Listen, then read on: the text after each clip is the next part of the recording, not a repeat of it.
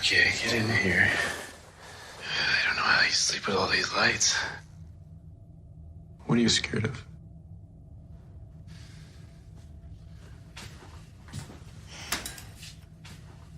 I don't see anything. Okay, monster check complete.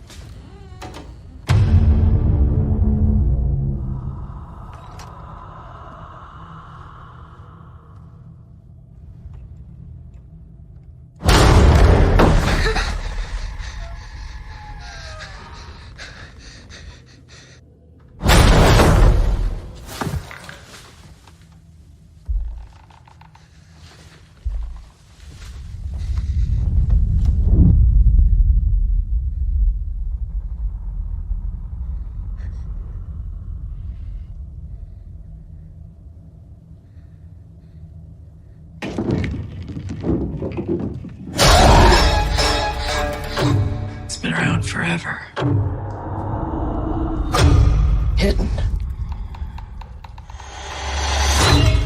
In the dark. It's like all those spooky monsters you think are hiding under your bed. It's not real. What is this?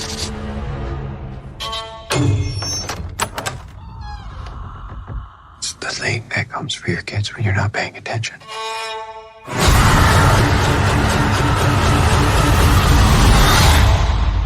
You believe me? Don't you?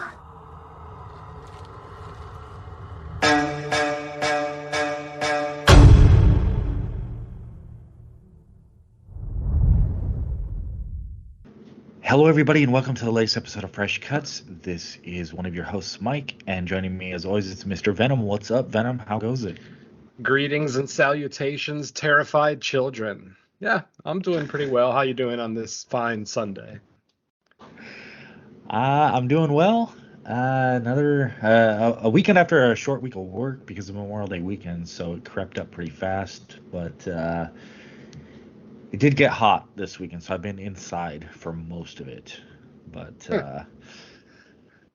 Yeah, I've been Oh, out. Venom, I was Yes, gonna sir. ask, did you go to Monster Palooza at all? Of course. That's what I was literally about to say. Yeah, that I haven't really spent much time in my house this weekend. I was out most of the day Friday. I was at Monster Palooza yesterday, and today I've been out just kind of spending my poker winnings and watching movies. Cool. Yeah. I had forgot that Monster Palooza was this week until I started seeing everyone's posts about it, and I was like, you know what? I bet Venom probably went at some point, and we'll hear Oh yeah. about it. So I usually go cool. on Sunday. I like going on the last day of these conventions because that's when some of the vendors will start maybe dropping prices on some of their stuff. But obviously, we had plans for today, so I decided to go on Saturday, which is the busiest day of any 3-day convention. And now I remember why I don't go on Saturdays. So yeah, fun times. Yeah. Cool. All right. Also with us, it's Don and Ellie. What's up, Don? Yeah, what's going on? Always happy to be here. All right. Well, it should come as no surprise because we not only announced it, but it is a theatrical release for this week's episode of Fresh Cuts. It's The Boogeyman, which hit theaters this past Friday. PG-13, an hour and 38 minutes. Let's see the synopsis.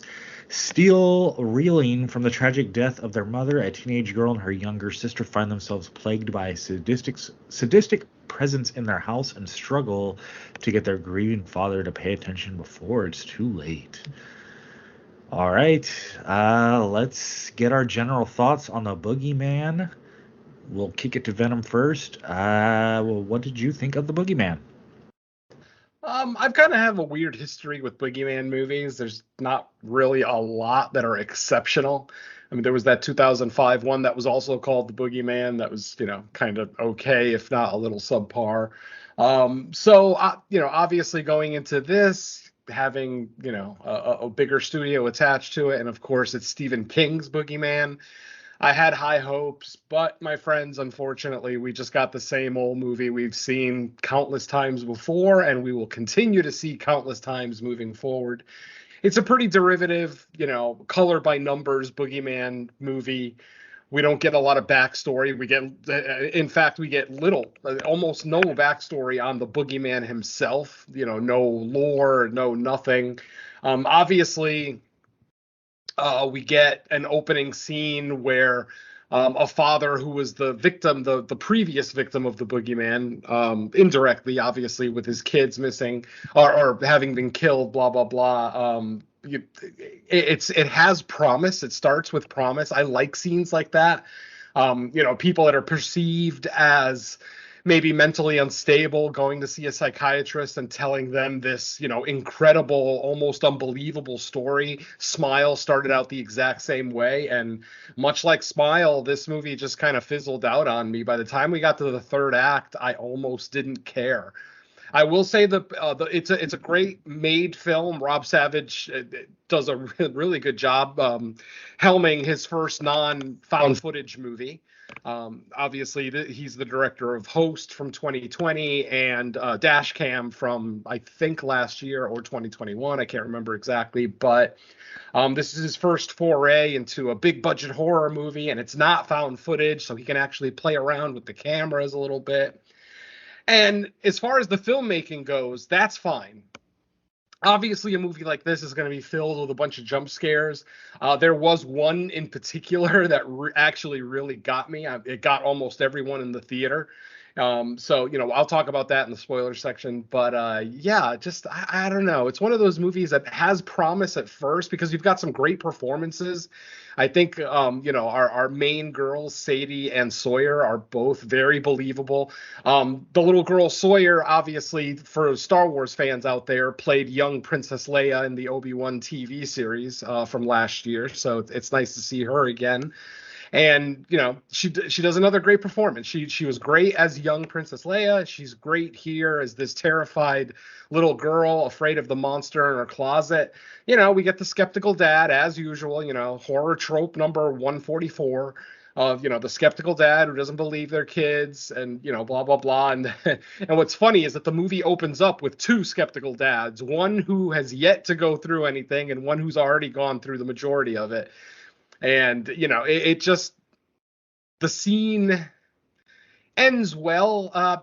It's really, I think my biggest issue is that they took a 12-page short story that was a nice, crisp, quick story, and they tried to flesh it out into a 90-minute story, and this story is not a 90-minute story. This movie should not have been 90 minutes. It should have been a segment in an anthology film.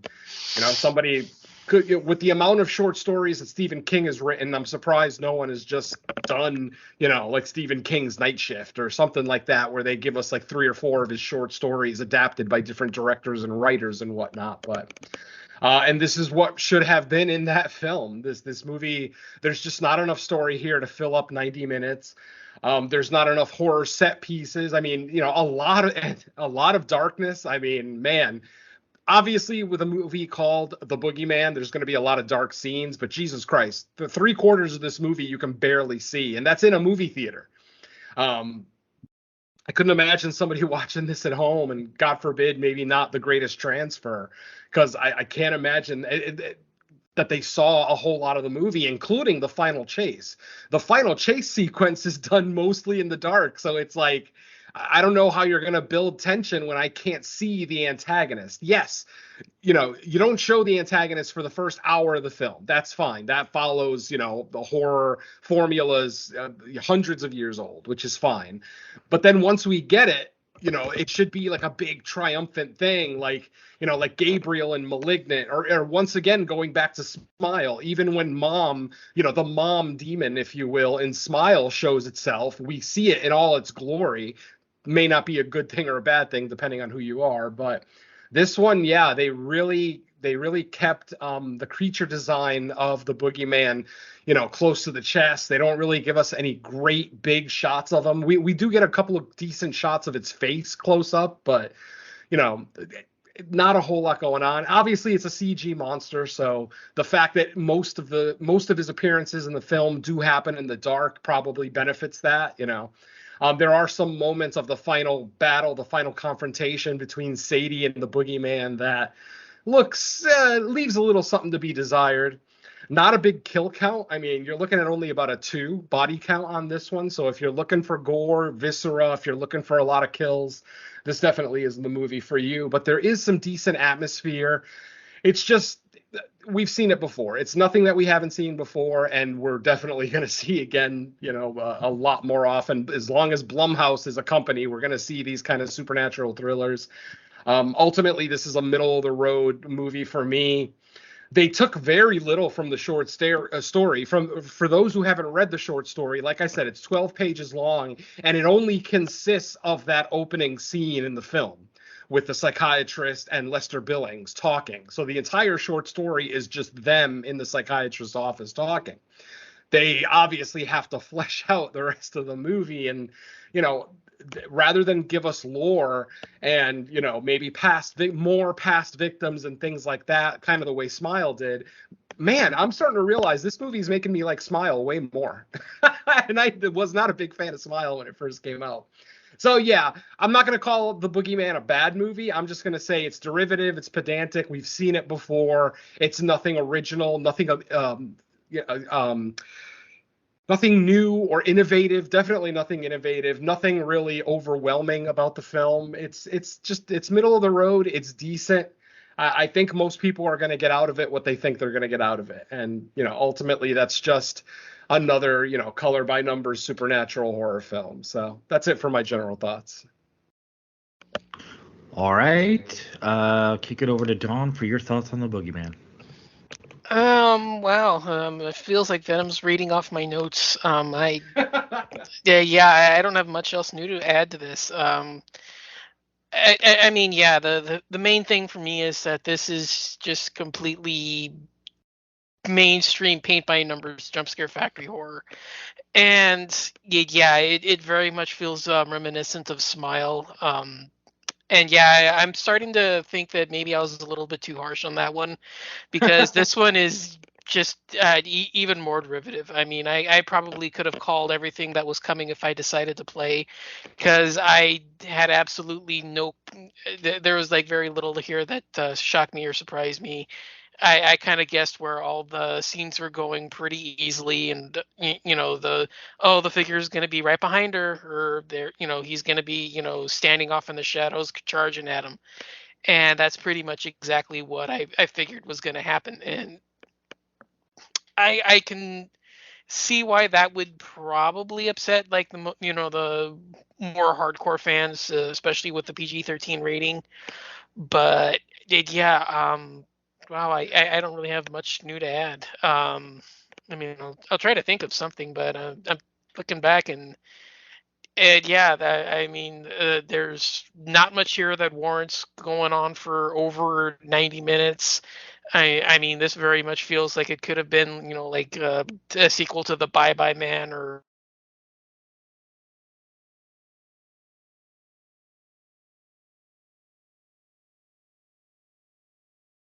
I think there was one. I think there was one that came out on Netflix a while ago called Mercy Black or something. Yeah. I think that one kind of feels very much in line with this. And I mean, I can probably spend more time doing that, but we're not here to talk about those movies. Unfortunately, we're talking about this one, and I genuinely don't have much else to add to this. I mean, it's well made for what it is. I don't hate any of its technical qualities. I just wish that there was more to this. Do something different, do something unexpected. I don't know. I don't have much else to add. I mean, that's kind of taking like almost everything I have. Um, yeah, maybe I need to revisit Smile one more time, because I may like that one a little bit more. Everybody says that one was good, and I thought it was fairly run of the mill. Just 2 hours was too much, but I don't know. I mean, I don't have much else to add to this one. Yeah, I mean, Dawn, as far as like the comparison to Smile, I think it is an apt one. To me, a lot of the arguments anyone would make about this, or as far as what I've heard so far from the two of you, they could be applied to Smile as well. I agree, but with that said, I still think Smile did most of it better. Um, I think the the label of this being derivative, totally agree.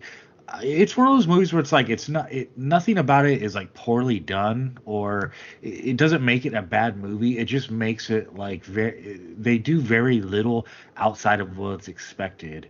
This movie is gonna have a crowd. Like I don't want it to get it mixed up. Like there's gonna be plenty of people that go to see this movie and are like, this is the movie I expected. This is the kind of movie that it delivered, and for what it is, I'm happy with it. Just for me though, it's like I've seen enough of these to where it might not get a bad rating out of me, but the rate, like I would only rate it so high just because it doesn't really offer much beyond the box that it kind of wants to put itself in. And you can group it with a bunch of other movies and decide like which one of those types of movies are your favorite versus not so favorite. And hey, maybe this ranks higher on your list of those types of movies. But you're not going to get much beyond that. I think the story is pretty run of the mill. I think the scares, even though I agree with Venom, there is a jump scare that got me pretty good. I would assume we're talking about the same one, but we'll find out later. But yeah, it just and one of the other things this movie does that a lot of these types of movies do in the third act is I don't know if there's a term for it, but I like to call it like kind of demystifying the monster, because once the monster kind of takes over as far as screen time, or they're just overexposed, you get to it kind of takes the threat away almost, because especially when they're heavily used, or the use of CGI is heavily used to create the monster. At a certain point, when you see them on screen and like all their CGI glory, it's kind of like, okay. I actually did. So I will say I did think like some of the use of keeping the monster in the dark was okay, because when with CGI, I think it did help kind of suspend the disbelief a little more. And then later, when the monster kind of comes out of the dark, then it's like, okay, like you see what we're dealing with here. A lot of the tropes were there, like I think Venom already brought up, like the dad that doesn't believe anything, or of course, there's like in his mind, there's an explanation for everything. I do think there's subtext for trauma, but it just feels so similar to the way it was used in Smile that I understand why, not just on this show, but I've heard that comparison being made a lot. I did like the sisters. The Venom already mentioned the younger one, but the older one, by Sadie Harper, I think her name is. People might recognize her. She's on the show Yellow Jackets. She plays Natalie. I think her name's Natalie on it. But yeah, she's on Yellow. That's where I recognized her immediately. But yeah, so for people out there, if you've seen the trailer for this movie, you probably know exactly the type of movie you're gonna get. So I would almost say you use that as a big determining factor whether you want to go to the theater. Now, there is a case to be made that if it's a big kind of like a big shallow jump scare fest, the movie theater could be the place to see it, just because that aspect will be enhanced with just the nature of seeing it in the theater. But if you're looking for something beyond that, then I would say just wait till it's streaming. So, because of a lot of what I would have said has already been covered by Dawn and Venom, I'll leave my general thoughts for the moment, and I'll kick it back to you, Venom. This movie felt like it was just giving me diminishing returns the entire way, like right from the beginning all the way through the end. Like I actually did enjoy the opening scene.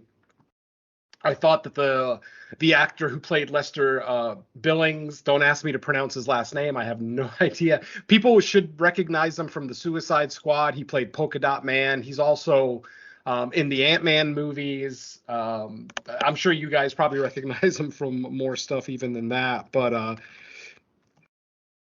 I thought that opening scene was really well done. I have read the short story. It's a quick one. I actually read it last weekend in preparation for the movie coming out. Like I said, it's 12 pages long. You can find audio books of it on YouTube, that are like maybe 20 minutes long if you want to check it out. But yeah, I love the opening scene. I usually like scenes like that. Like even in Smile, I like that opening scene, with the therapist and everything. Whenever we see scenes like that, I usually do enjoy those, and I enjoyed it here. But it's like once we get kind of the culmination of the opening scene, from there, I don't know. It's like I lose more and more interest. I agree with Mike that our main girls are great. The relationship was great. Obviously, they're both, working actresses. It's not like this is like a first feature for any of them. And, you can really tell there's some great acting chops in this movie, but ultimately there's not enough acting chops to really save this story. As we've said before, the three of us could probably sit here and write a Boogeyman story that's more compelling and more, at least, imaginative than what we got from this film. Hopefully this doesn't hurt Rob Savage's stock too much. But like Mike said, this movie is going to get an audience. Like, I mean, I saw it today. As I mentioned earlier, I've been busy all weekend, so today was my first opportunity to see it. I saw it. And the theater was packed. I mean, for a Sunday at 11 a.m., a horror movie, the theater was actually pretty well packed. It was a fairly respectful crowd, not a lot of talkies or laughers or whatever. But it just, for guys like us, the hardcore, not just guys, excuse me, for people like us, the hardcore horror fans who have been in the community for a while, we've seen this before. There's really nothing all that special about it. If you love this movie, awesome. There's nothing wrong with loving this movie. As I've said before, it's not a bad film. Just like that seems to be a theme over the last couple of weeks where, the films aren't bad. They just don't offer up anything new. They're not innovative. They're not breaking the mold. And ultimately in 2023, horror movies just can't be this derivative. And it's kind of sad, especially, because we're always championing, I can't speak today. Sorry, folks. Horror films in theaters, and I'm always talking about, hey, support horror in theaters. And this one, even like I said, I can't recommend this to a lot of people, but I am gonna say, if you're into watching jump scare, films, and like Mike said, the theater is the best place to watch them, then I would say give it a watch. It's, as I said, it's not the worst movie you're gonna see. It's not even the worst movie I've seen over the last couple of weeks, honestly. So. Yeah, there's just not really a whole lot to praise about this movie. Like I said, we can praise the technical aspects, we can praise the performances. I even think the direction is done really well. Like there's a couple of shots, like the opening shot in the film with the little girl in the bedroom. It's one long shot where the camera is just slowly spinning around the room. I thought that was really well done for Rob Savage's first non-found footage scene in a horror film. I thought it looked great. And throughout the film, there were more shots like that looked really good. My biggest issue is going to be more with the writers. Scott Beck, Brian Woods, Mark Heyman. I feel like this adaptation, first of all, who thought this was a good idea to take a 12-minute short story and turn it into a 90-plus minute theatrical film? I mean, you need better writers if you're going to do something like that. You can't get like Blumhouse's B team to do a movie like this and then expect it to be a phenomenon, like an It Chapter 1 or something like that. So unfortunately, yeah, this movie is probably going to fall into that bucket of forgettable Stephen King adaptations. It's nowhere near the upper echelon of like Carrie and Misery and stuff like that. It doesn't quite sink as low as stuff like Dreamcatcher by any stretch, but it's definitely, like I said, no, nothing does really. ass eels, whatever the hell they were. Anyway, yeah, so I don't want to poo-poo the movie by any stretch, but ultimately for me personally, it didn't really do anything for me. It was a nice way to spend 90 minutes in the theater, but it's probably nothing that I'll probably return to. Not likely going to be a rewatch at the end of the year for the top 10. So, yeah, just, buyer beware, basically. If you're going into this movie expecting something revolutionary, pace yourself, my friends, because, yeah, revolutionary this film is not. I don't know what else you guys got. There's so little to talk about this movie. Yeah, I mean, I did like to ask. Well, there's a certain point where our older sister character goes to like kind of do investigating, and I did like kind of Yeah. like the aspect that she runs into another character that's trying to figure out the situation. I did like that. Um, but of course, and I did like how she was kind of roping her in for a certain purpose. I thought that was kind of cool and interesting, almost like an ends justify the means. Sorry, kid, but this is how it has to be. I kind of like that sequence, but of course, like she messed it up with her own stupid tropes of like what not to do when you finally get the upper hand and you just let your guard down. So it's like, okay, Weapon come on, like, dropper.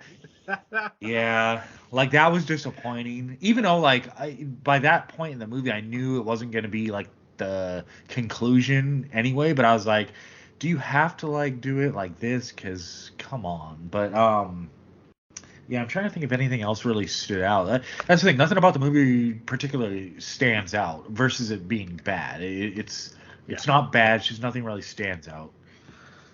And they also do that thing at the end where they kind of try to tease, a sequel or whatever, or tease that maybe they haven't done what they thought they did. And I hate that. It's like horror movies don't always need that.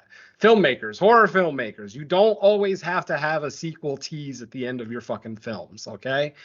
And this one's annoying because after watching the movie for so long and seeing everything that this family's gone through, then that final scene happens and it's like, are you fucking kidding me? Like that just irked me. And obviously, I mean, we'll talk about it more in the spoiler section, but the end scene, you don't really see anything, but it's one of those ones where you have to interpret yourself. Maybe it's a Yeah. mental health issue. Maybe Sadie's just fucked up in the head now after everything she's gone through. I mean, she lost her Yeah, mother, almost lost that her father.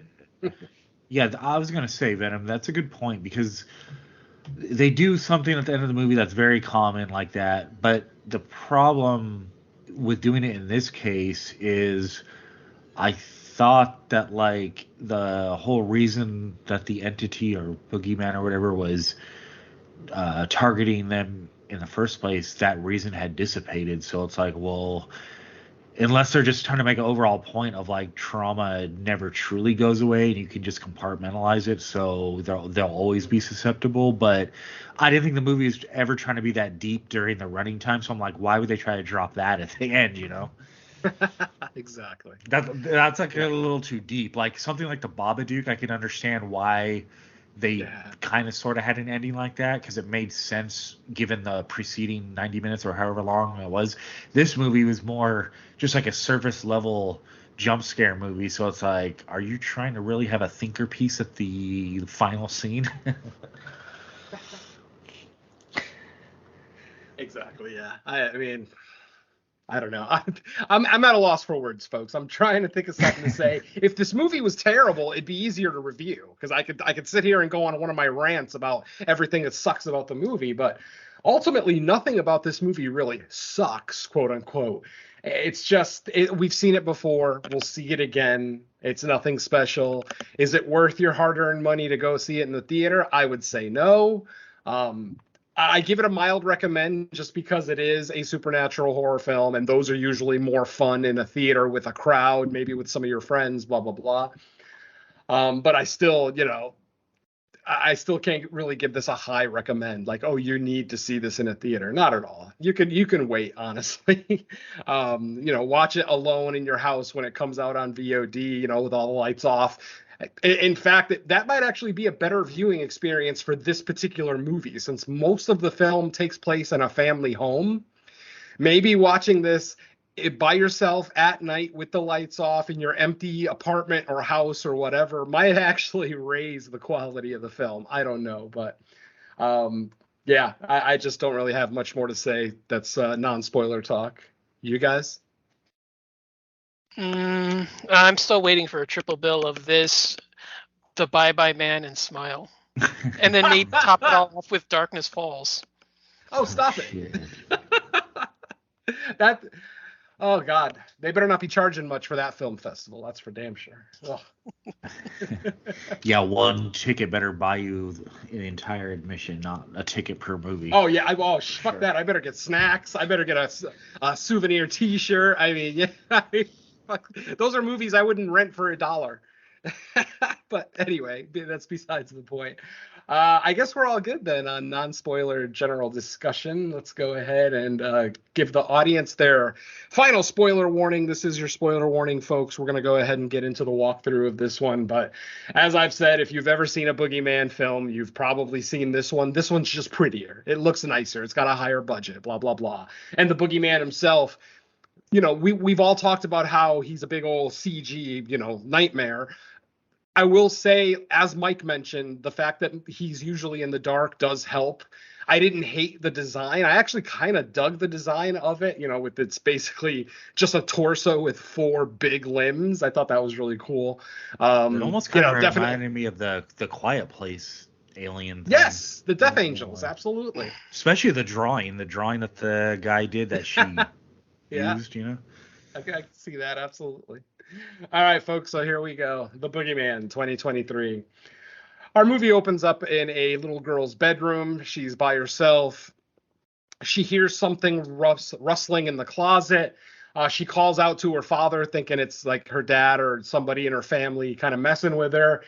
We see something come out of the closet and then kind of start to creep its way towards her. Not a direct camera shot, but, you know, we see flashes and glimpses and things like that.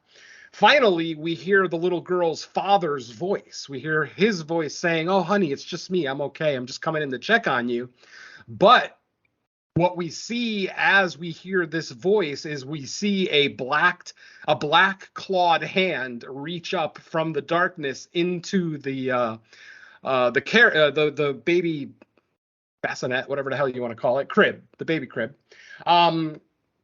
And then the camera slowly pans to the right to show a picture of the family. And we hear the voice of the dad telling the daughter, "Oh, relax, it's just me." And finally, he gets mad and says, "It's just me." And we hear a swipe and we see some blood hit that family picture. End of opening scene. Our next scene, we're introduced to Will Harper. He is our father and psychiatrist in the movie, or psychologist. I'm not sure which. I didn't see him give a prescription, so I can't say for sure which he is, but let's just say therapist for now. He's talking to a patient, you know, grabbing information from this person about some trauma that they've had. Their session ends and she leaves and he's left by himself in his office. And then that's when Lester Billings makes himself basically shows up, played by David. Oh God, anybody want to take a shot at this last name? I love this guy and I can't pronounce his last name and it really sucks. Let's just say David D for now. So Lester walks in, basically says, "I really need to speak to you." The doctor says, "Oh, I don't usually speak to people without a phone consultation." Lester says, I need to speak to someone, anyone. I need to get this off my chest. The doctor relents and says, "Okay, I've got a free hour. Let's go ahead and do it." And then this is where Lester starts telling the story of his children. And basically he starts talking about how all of his children, 3 of them in total, have been taken from him. The first was taken by SIDS. You know, there was nothing supernatural about it. It was just SIDS, you know, sudden infant death syndrome. But then because of the trauma that caused the family, we learn later in the film that the Boogeyman is drawn to trauma. When families have, you know, when they lose a member or something like that happens tragic, he's attracted to that. And then he basically just starts hounding this family.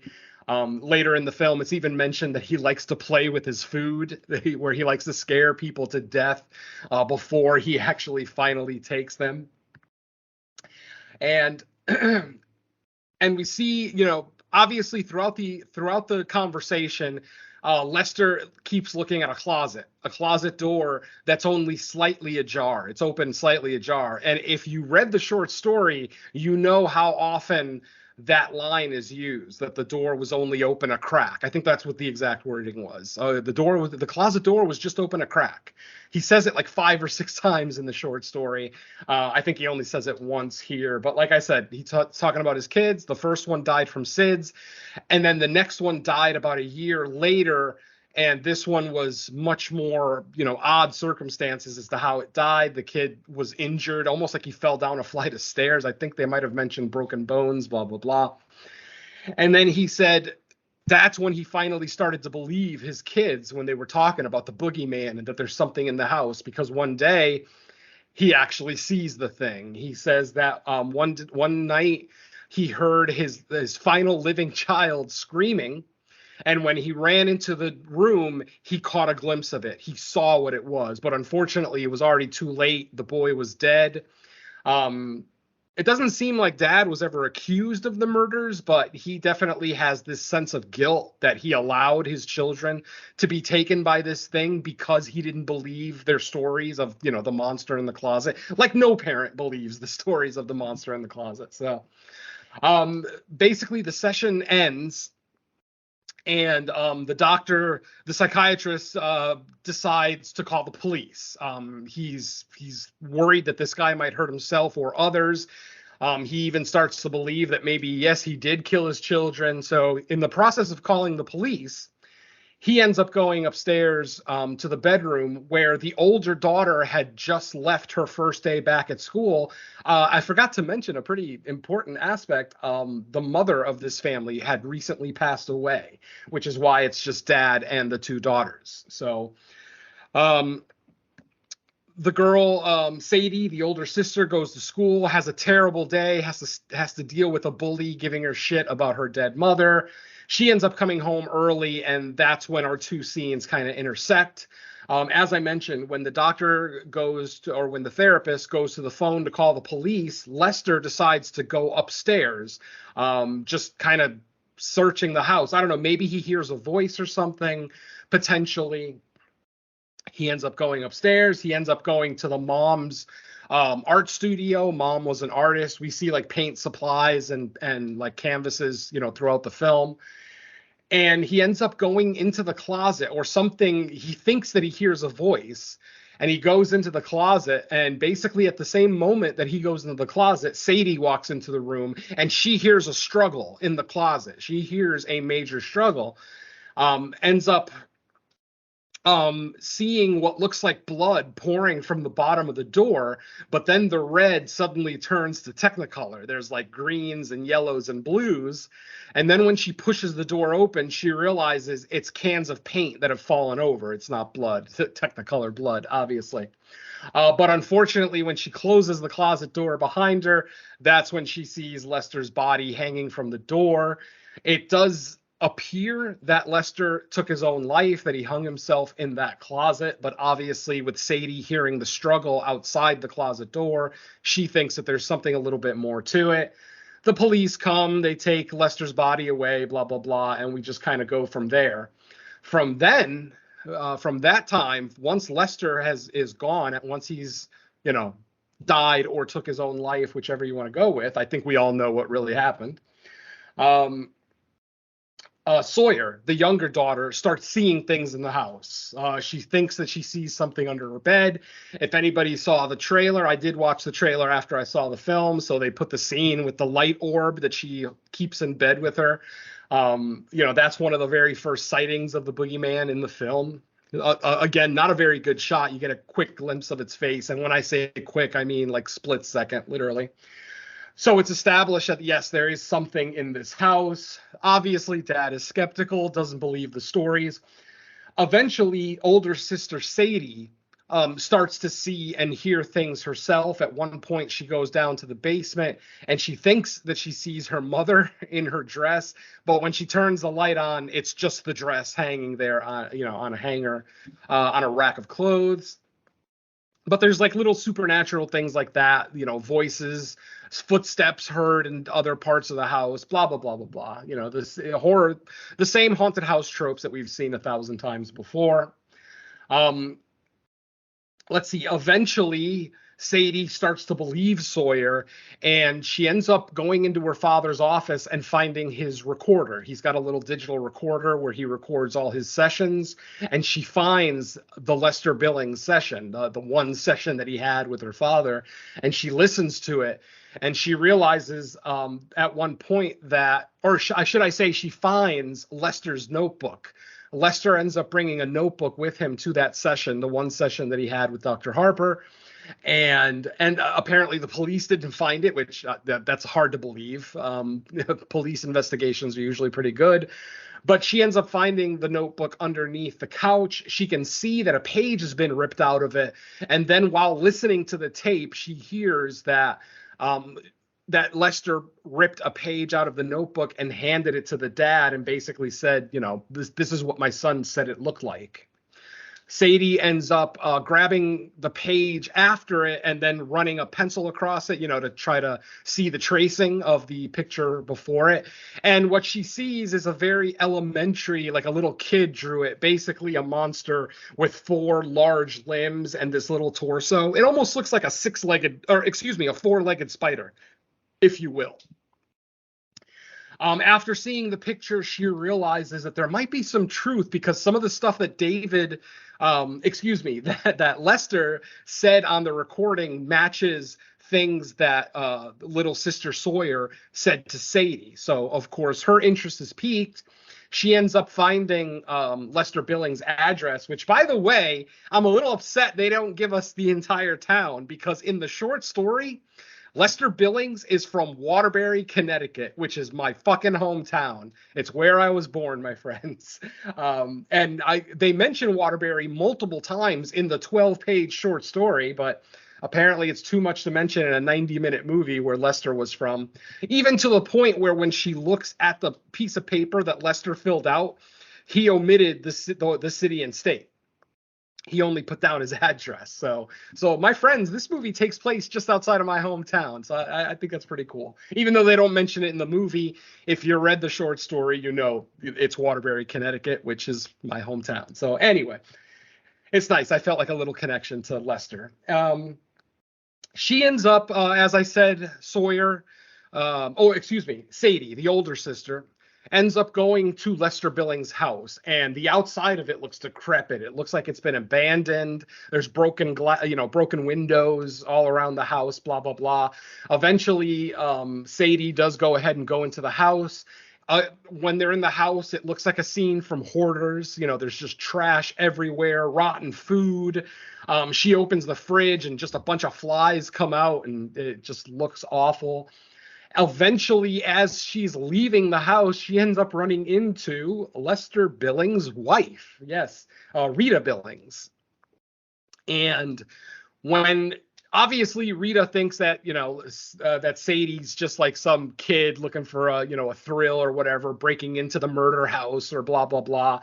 But eventually Sadie does convince her that I think my sister saw what Lester saw and what your kid saw. And she ends up showing the pencil tracing that she made of the original drawing to Rita. Rita instantly, just balls it up and throws it on the floor and just doesn't even want to look at the picture. But it's fairly obvious that Rita knows what's going on. Throughout all the lights are on, even to the point where she's got extra lights, like, movie set lights all propped up throughout her house. She's got candles burning. I mean, literally in every hallway, there's dozens of candles burning, so that there's no darkness in the house whatsoever. Eventually, Rita believes that the boogeyman is standing right behind Sadie. We don't see anything, but this is Rita. They could be establishing that Rita is maybe mentally unstable herself, blah, blah, blah. But she ends up taking a shot in the dark with the shotgun that she's holding in her hand, a nice big 12-gauge shotgun, but doesn't hit anything. But it scares Sadie enough to go running out of the house and just get the fuck out of there. And they pretty much leave it at that.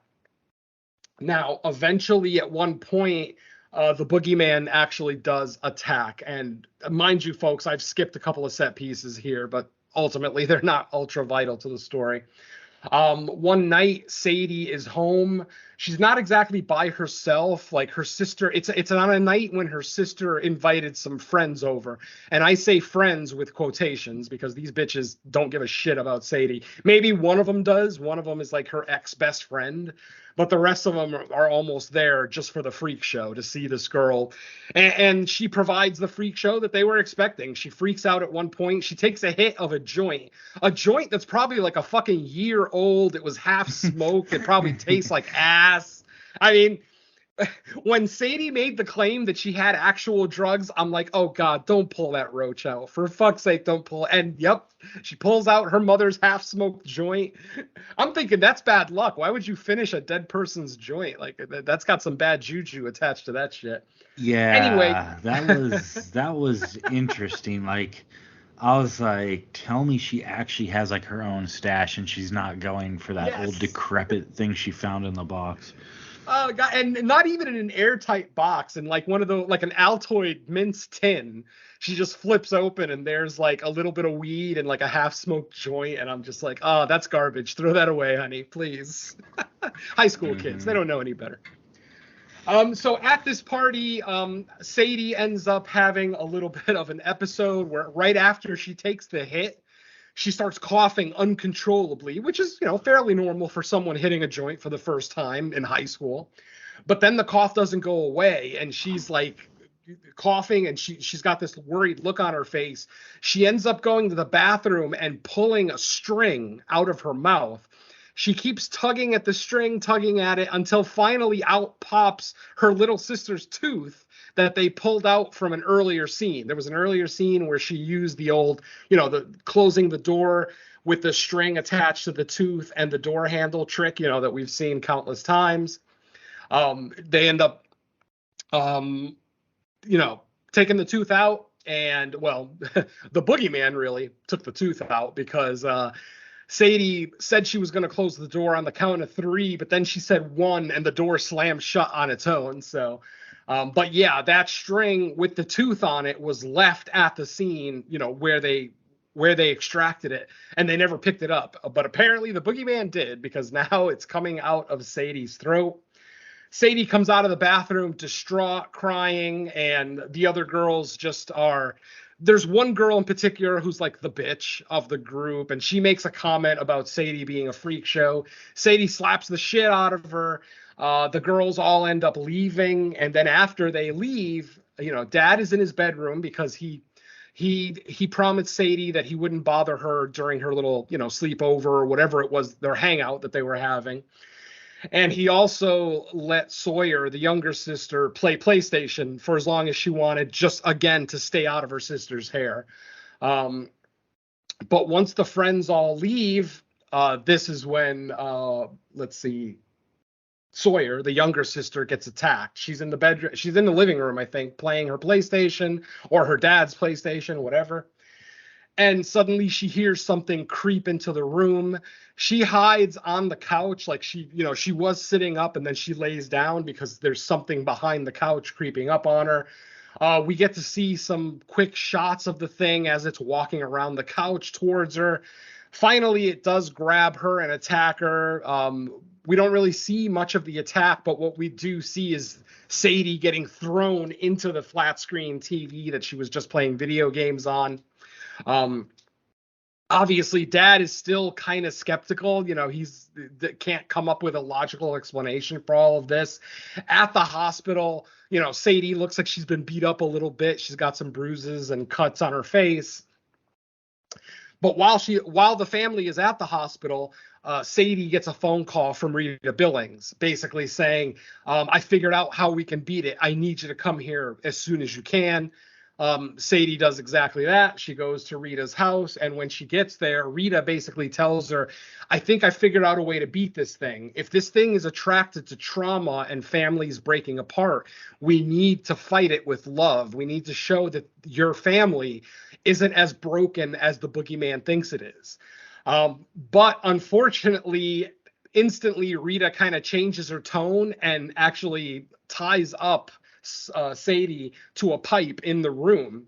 And basically, as we can see, there's strings. There's like booby traps all around the room, so that if anything comes into the room, all the booby traps are they're attached to like a 12 gauge shot, like a cartridge with like a hammer behind it, so that it basically, if anything trips the wire, the hammer is gonna fire the 12 gauge shot.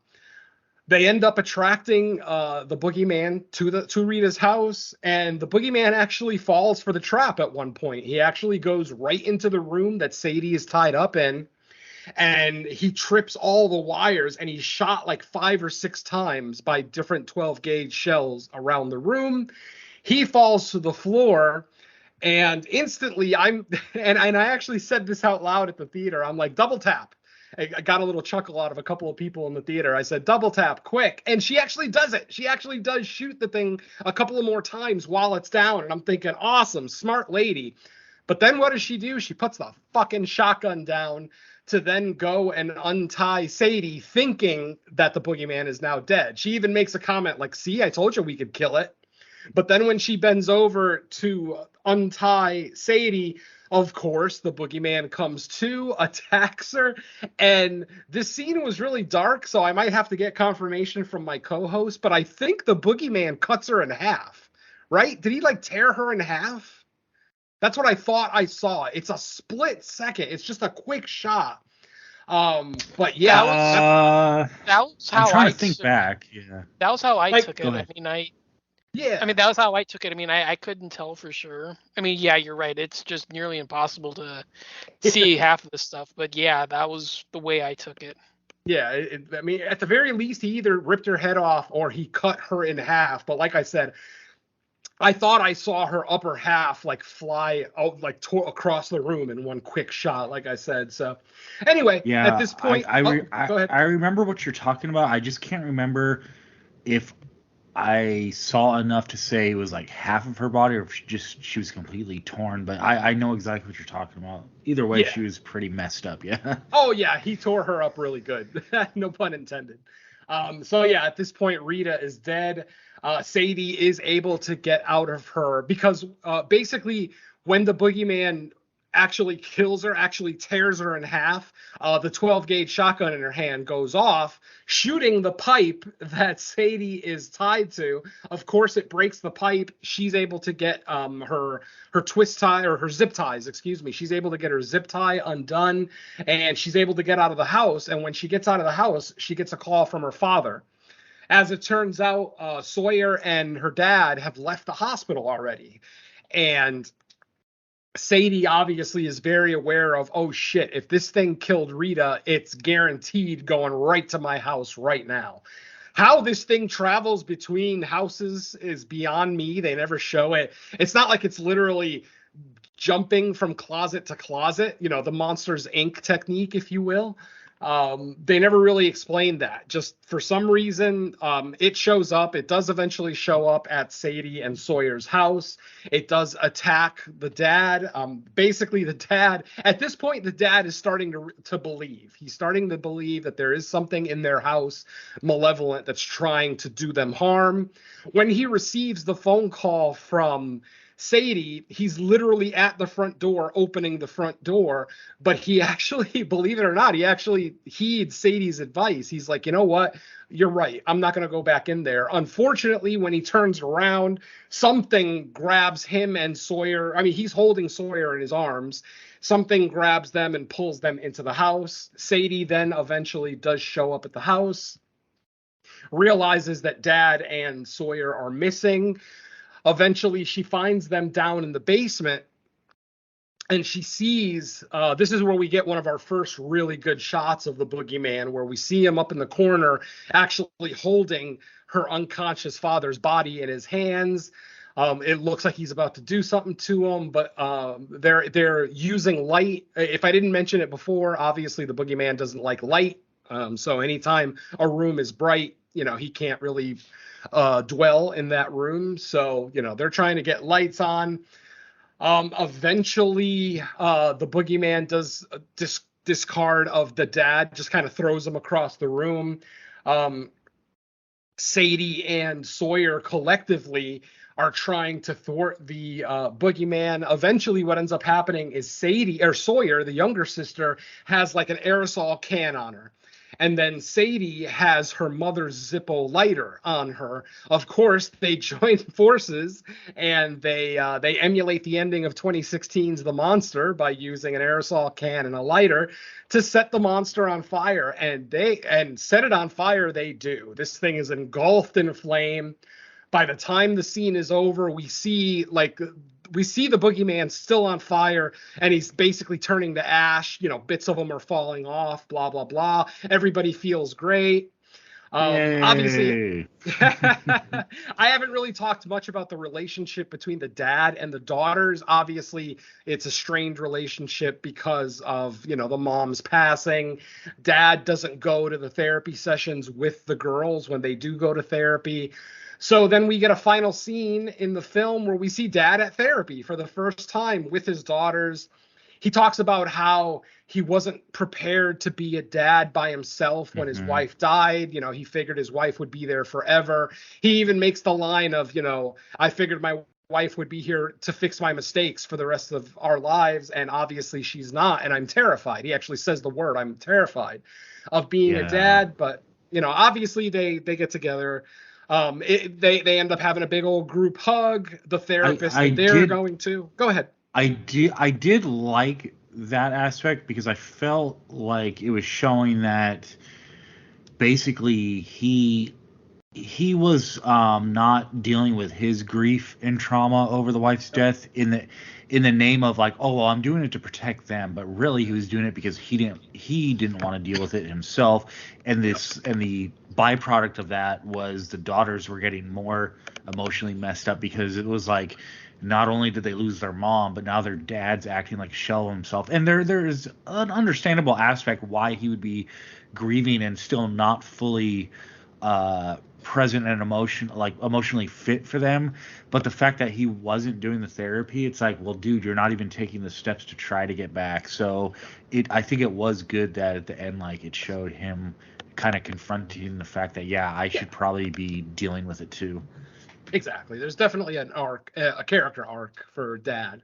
He seems standoffish and kind of, to himself throughout the film. Anytime, which is kind of crazy though, because he's a therapist too. So you would think he would almost understand the value in, dude, you should go talk to someone as well. Yeah, exactly. And like I said, there's a couple of times in the movie where Sadie tries to talk to her dad, and rather than sit there and listen and give her advice, he basically just says, oh, you should say that to your therapist tomorrow. And she's like, well, I was trying to tell you. And Dad doesn't even react to that statement, just ends up walking out of the room and saying goodnight, blah, blah, blah. So, obviously you could see that these three have a very strained relationship. But in our final scene, like I said, it seems like they're finally at a point where they can face their trauma and deal with it together as a family. As they're walking out of the therapist office, Sadie hears a voice. Once again, she hears her mother's voice that I don't know if I think it's pretty obvious, but I didn't specifically say that, yes, the boogeyman can emulate other people's voices.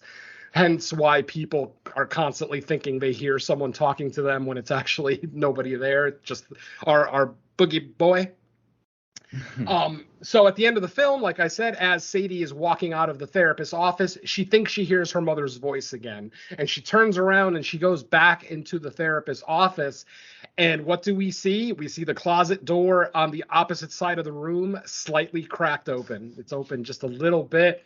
She ends up slowly walking towards the door. At one point, she reaches for the door to open it.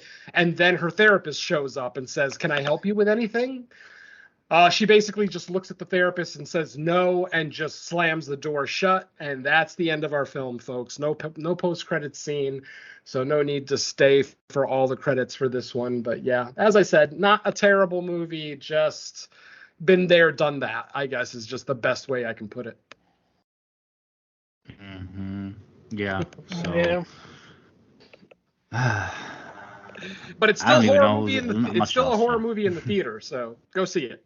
I still always, no matter the quality of a horror film, it's like I want to see people support it, you know? I mean, it's the only way we're going to get more, you know, big budget horror films in theaters is if we support these kind of movies. And as we've all kind of said, all three of us agree this movie isn't bad. It's not a bad film. It's not even a below average film. It's right around average. But it's just the story doesn't really do much, especially in the third act. The story doesn't really do much to, you know, build the tension or have any kind of plot twist. Like there's no plot twist or anything in this kind of film. So yeah, it's just there, you know. But Don said it best. It's color by numbers, supernatural horror.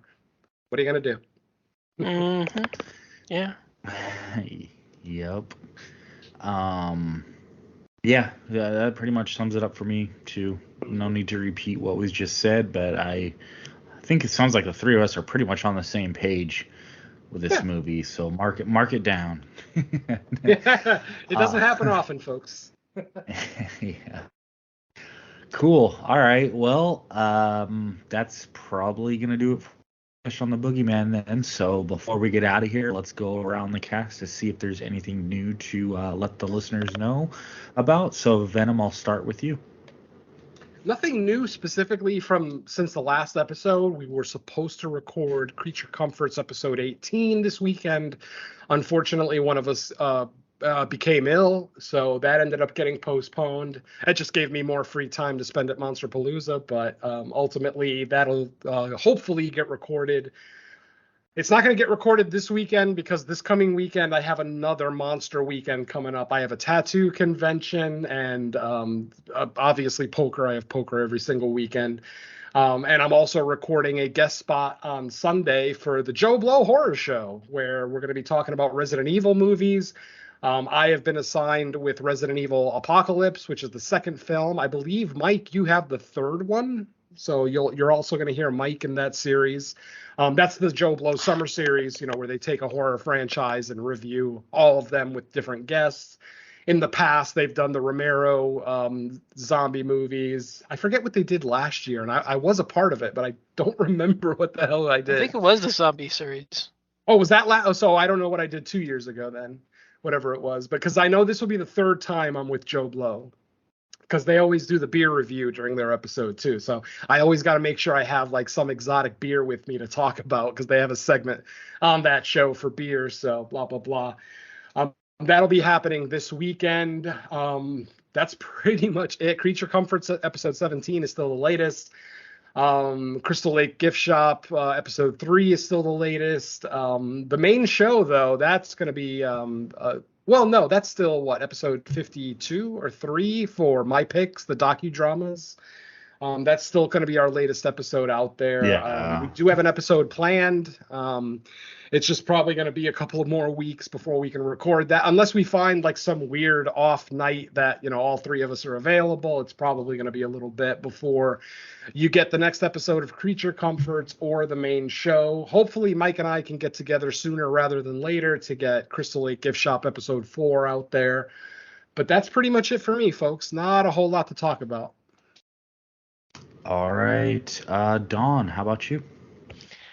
Yeah, pretty much like we said last time, or I shouldn't say last time, but if you heard the last show a couple days ago, I do have a couple of guest spots that are recorded or about to be released. The ones that are recorded but not released, Stu World Order, where I looked at Red 2, Road to Nowhere, where I did a triple bill of Lucio Fulci films. Both of those are still awaiting release. Now that it is released, I joined Paranormal, the New Normal, to look at a bracket of shark movies where I was the only one to make the effort to actually watch the films because nobody else apparently did. And the latest episode of Horror Countdown is available where I look at horror locations that you can visit. So pretty much think like Camp Arawak for Friday the 13th, the barbecue Stanley joint. Hotel. Yeah, Stanley Hotel, or the barbecue restaurant for Texas Chainsaw. Yeah, we basically looked at stuff like that. So Yeah. Just waiting on Creature Comforts to record, and a couple of other guest spots that I've talked about, but haven't had any confirmation on recording days yet. So I'll save those for when they appear. But I guess that's all from me. All right. As far as I go, the only thing that has not already been mentioned from Venom was I did a guest spot on Slumber Party Massacre talking about horror franchise entries that jumped the shark. Unfortunately, the episode I was on is not released yet, so you can't listen to that one yet, but you can still listen to their show. I believe the episode before I guest on, the guest was Dave Z's, so I'm sure most people like in the greater community are familiar with who that is. So if either the show or Dave Z or both interest you, go check out that, I guess, in preparation. I mean, chances are you might already be listening to that show anyway. But I'll keep mentioning it until it actually releases, so I can then finally say, okay, go listen to it now, or that specific episode at least. And then other than that, the gift shop, Crystal Lake gift shop. Yeah, I agree. Venom. Like, I would say for that type of show, we could almost probably just find a random night to do it. It's kind of an easier one to do. Exactly. So yeah, we'll plan something to get that out. The next episode, I mean. And then as far as Fresh Cuts goes, I want to say the next wide release is The Blackening, which isn't this coming up Friday, but the next Friday. So we might have to go back to VOD, just because if there is anything releasing this week, I don't know if it's like a wide release. So I just checked. Yeah, I don't see anything in the listings for a wide release. The Blackening, Talk to Me the week after that. So, I mean, the rest of July after this week will be in the theater. Cool. All right. Or June. I said, but not July, June. Right. I forgot what month it is. Cool.